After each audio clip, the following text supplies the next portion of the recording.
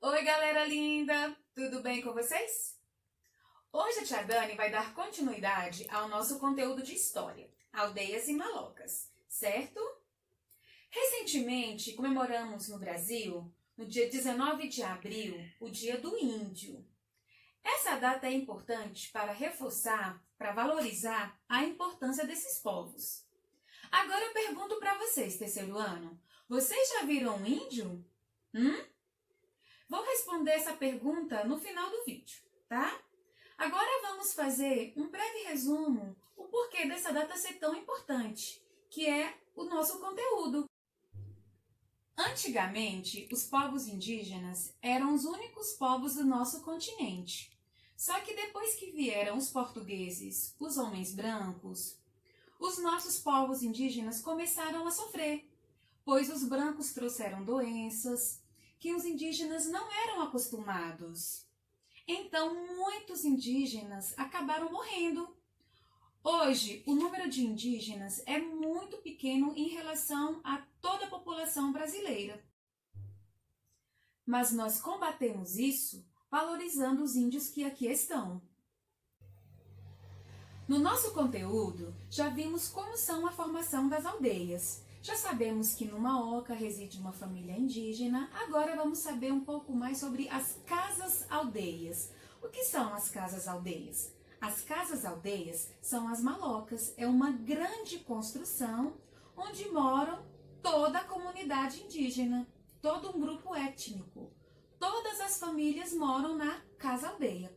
Mas essa casa-aldeia, ela não serve apenas como moradia. Ela também é vista como um templo sagrado para os índios.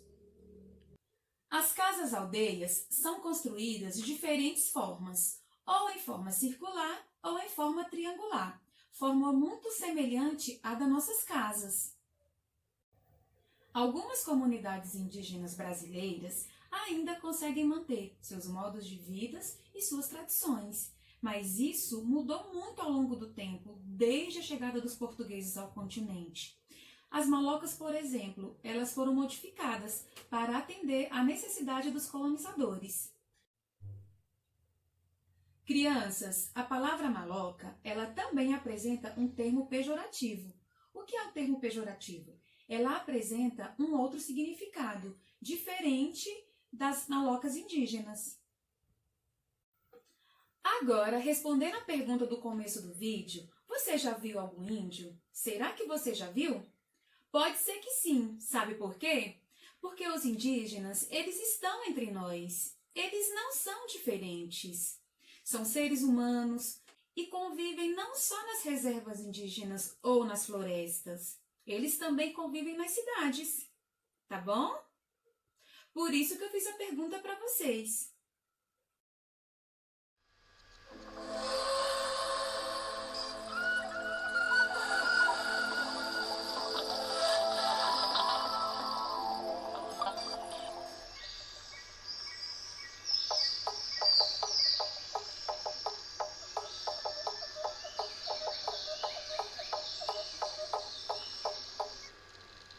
Malocas.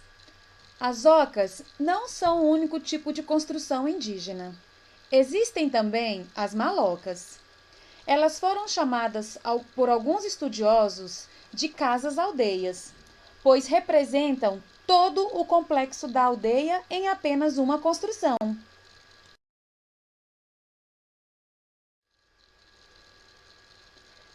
Elas são bem diferentes das ocas, onde as famílias moravam separadas.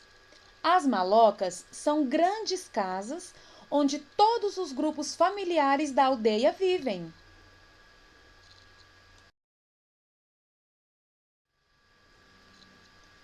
Antigamente, a maioria dos habitantes da região do Rio Negro, no Amazonas, construía malocas, mas atualmente elas são poucas. Para alguns povos, as malocas eram vistas como casas sagradas. As malocas representavam o universo, o chão representava o planeta Terra, os postes de madeira representavam as montanhas e o telhado representava o céu.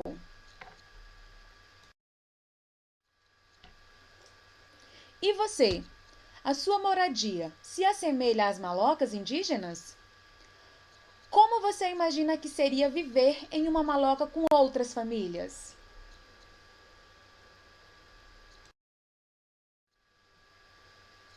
As malocas, na maioria das comunidades indígenas, não funcionavam somente como moradias. Elas eram sagradas, além de serem o centro das atividades da aldeia.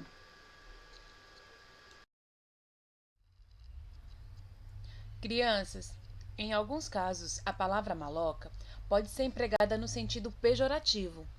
O que é o sentido pejorativo? É um sentido que não é muito agradável.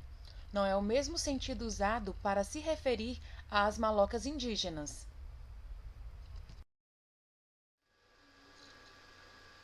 As malocas poderiam ser construídas de formas diferentes, algumas em forma circular e outras triangular, que possuem uma estrutura muito semelhante às casas da nossa cidade.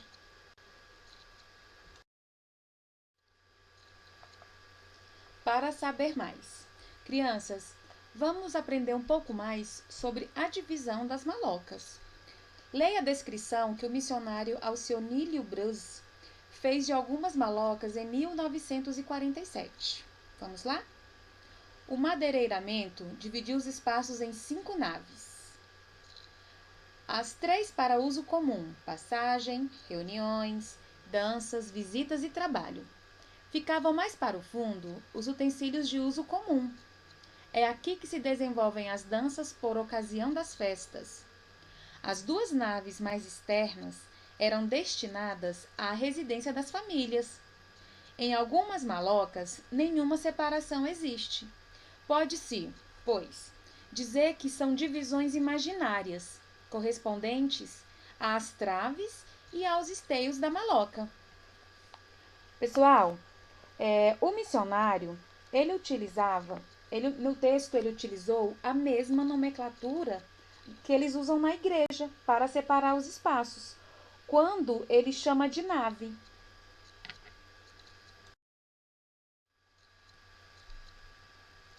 Assim como sua casa, as ocas representam um conjunto habitacional, mas as malocas podem representar uma cidade inteira para a população indígena. Algumas comunidades indígenas da atualidade ainda não conseguem manter suas tradições e seus modos de vida. Muito se transformou desde a chegada dos portugueses ao Brasil. As malocas, por exemplo, foram modificadas para atender às necessidades dos colonizadores. Ainda assim, a maioria delas deixou de existir.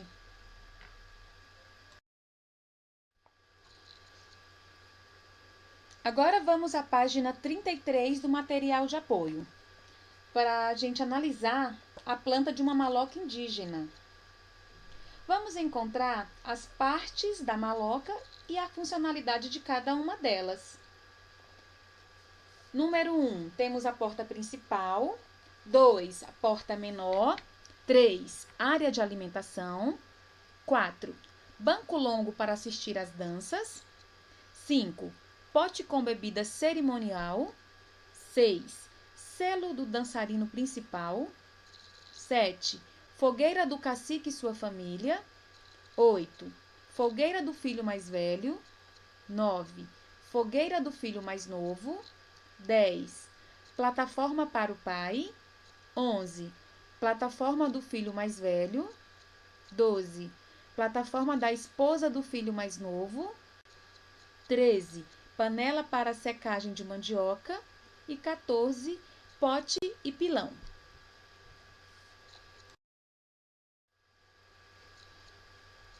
Por fim, chegamos na parte da fixação do nosso conteúdo de hoje.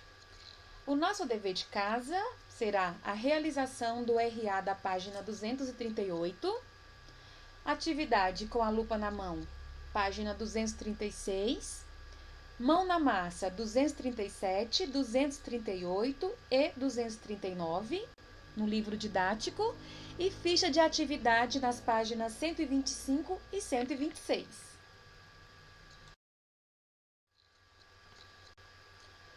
Realizem as atividades propostas, que faremos a correção na nossa próxima aula de História.